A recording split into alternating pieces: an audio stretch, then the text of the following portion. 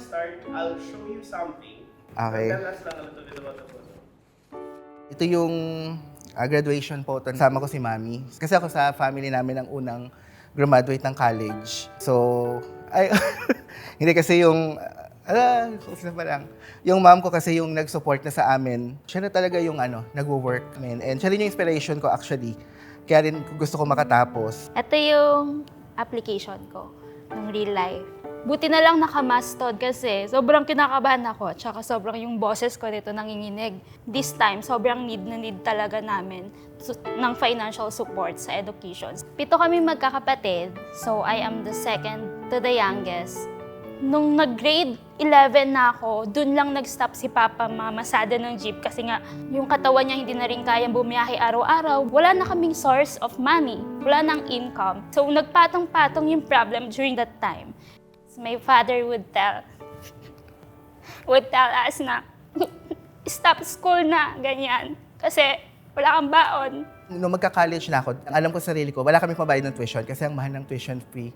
Ako, since gusto ko mag-aral, sumama pa rin ako doon sa mga kaibigan ko mag-enroll, pero wala akong assurance na may pambayad ako. So at that time, sa youth service, Doc Joey suddenly approached me. Sabi ni Doc Joey, okay lang ba sa'yo na we will support you? Real life, binayaran yung tuition ko, naka-enroll ako, nakabila ako ng uniforms. After ng graduation sa RTU, nasabi ko, pahinga ka na, ako naman.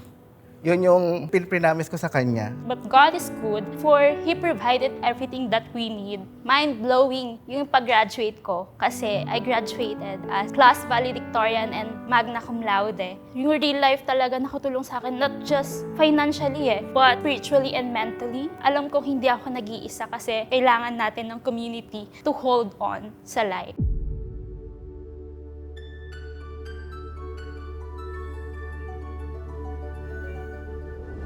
My role sa Real Life National Office is a scholarship officer. Here in real life, I am an events coordinator and executive assistant. Major motivation ko, bakit I decided to mag-work dito sa Real Life. Gusto ko maging blessing. Kasi bilang scholar dati, alam ko yung challenges, alam ko yung hirap ng maging estudyante. Nakikita ko sa sarili ko na I start helping students. Kada isang estudyante na nare-reach out natin, we have the opportunity to impart hope to them and makatapos sila. Nakita ko how valuable yung ginagawa ng real life. Grabe lang yung heart when we witness the real life stories of our scholars. Yun yung perspective na na-switch sa akin.